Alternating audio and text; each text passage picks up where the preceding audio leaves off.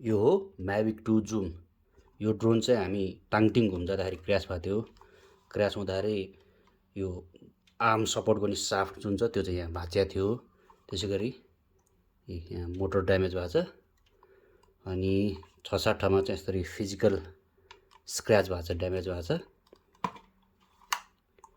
यसरी यहाँ कुच्चिया छ। अब यो फिजिकल ड्यामेज हुँदाखेरि यो जुन प्रोपेलर छ, प्रोपेलर त 3-4 सबै क्र्यास हुँदाखेरि नै भाँचिएर काम नरानी भएर त्यहीँ झरेको थियो।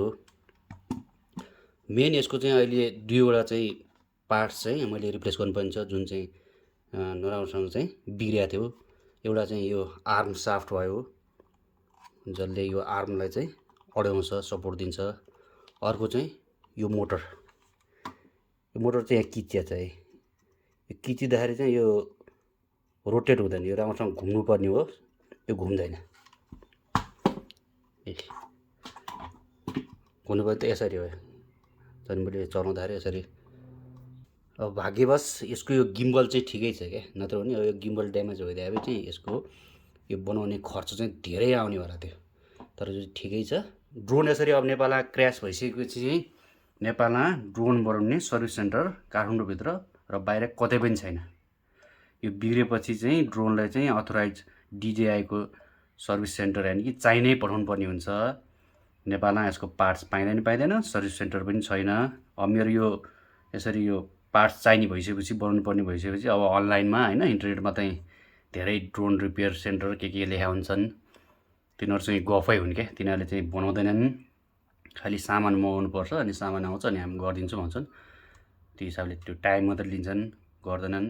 अनि अरू कुरा के भनेदेखि अब नेपालमा जति पनि अब साथीभाइले चाहिँ यो ड्रोन किन्नुहुन्छ र वारेन्टी पाउनुहुन्छ 1 वर्षको, त्यो वारेन्टी चाहिँ खासै काम लाग्ने किसिमको चाहिँ छैन क्या। यो वारेन्टीमा भएको ड्रोन बिग्रियो भनेदेखि अथोराइज डिलरले चाहिँ यसलाई चाइनामा पठाउँछ। DJI को चाहिँ सर्भिस सेन्टर चाइनामा छ, त्यहाँ पठाउँछ। त्यहाँ पठाउँदा के गर्छ भनेदेखि अब तपाईँको यो ड्रोनलाई पठाउनुपर्छ होइन, सिपिङ गर्नुपर्छ र यता फेरि लिएर आउनुपर्छ। यो सिपिङ कस्ट चाहिँ हामीसँगै कस्टमरसँगै लिन्छ क्या।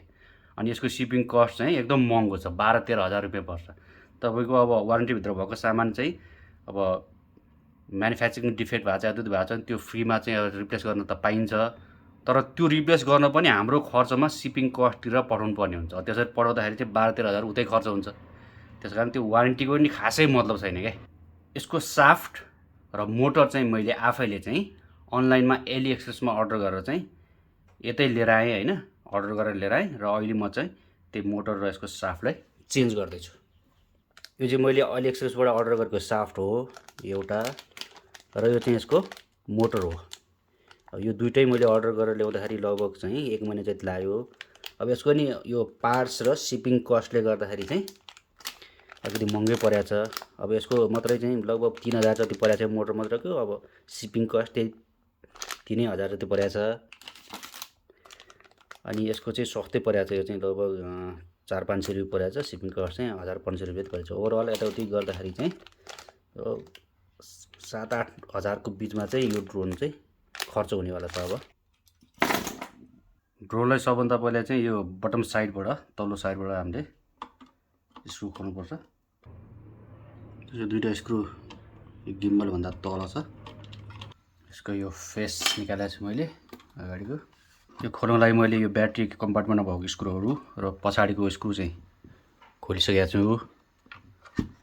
यसको यहाँ 2वटा लक छ, यो साइडमा एउटा अनि यो साइडमा 2वटा लक छ।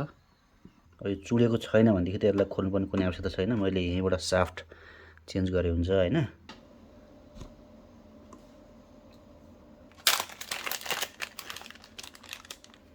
खासमा हुनुपर्ने चाहिँ यो यस्तो हो। यसको माथिको यो जुन रड जस्तो छ, यो सपोर्ट रड, यो नै भाँचिया छ।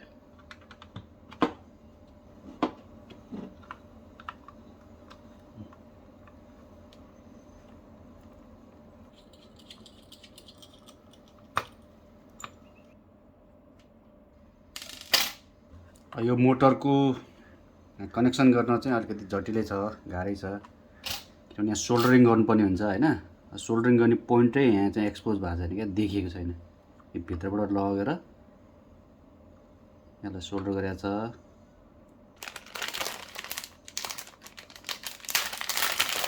यो चाहिँ रिप्लेसमेन्ट मोटर हो। अब यो मोटर चाहिँ दुई किसिम हुन्छ है, एउटा चाहिँ CW क्लकवाइज, अर्को चाहिँ CCW हैन, काउन्टर क्लकवाइज, राइट घुम्ने र लेफ्ट घुम्ने, कतातिर रोटेट गर्ने त्यो अनुसार हुन्छ।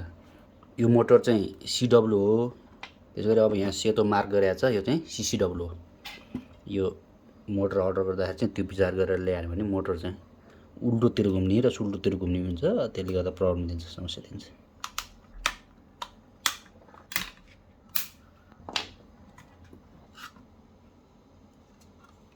मैले टप कभर खोलिसकेँ। टप कभर खोलेर हेर्दाखेरि कनेक्सन त कुनै पनि टुटेको देखिँदैन। यो सबै यो आर्ममा गएको मोटरको लाइन हो। यो मोटरको लाइनहरू सबै इन्ट्याक्ट छ, कुनै पनि डिस्कनेक्ट भएको छैन। अब मैले चाहिँ अब यो मोटरको लागि यो आर्म निकालेर यो तीनवटा तारलाई चाहिँ यहाँ डिसोल्डर गर्नुपर्छ, अनि फेरि मोटर रिप्लेस गरेर यहाँ सोल्डर गर्नुपर्छ। डिसोल्डरिङ गर्नको लागि चाहिँ यो सोल्डर आइरन चाहिन्छ।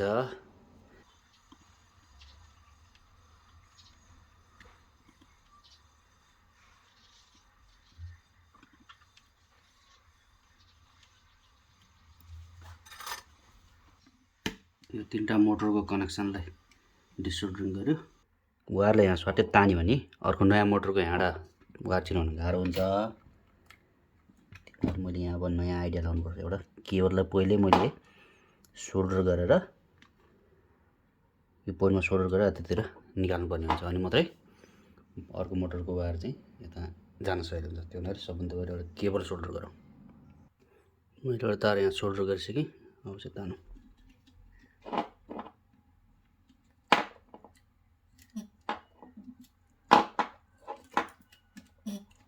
सोल्डर गरेर तार यहाँ निस्क्यो। अब अर्को मोटरको पनि यसरी जोडेर यता तान्नुपर्छ है।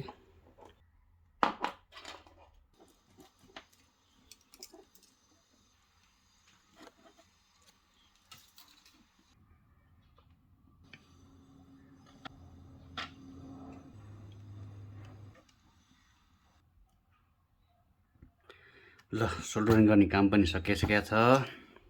माथिबाट कभरहरू लगाएर प्रोपेलर चेन्ज गरेर अनि टेस्ट गर्न पाइन्छ। अब हेरौँ। यसको यो प्रोपेलर पनि लगभग चाँडै ड्यामेज भइसकेको छ।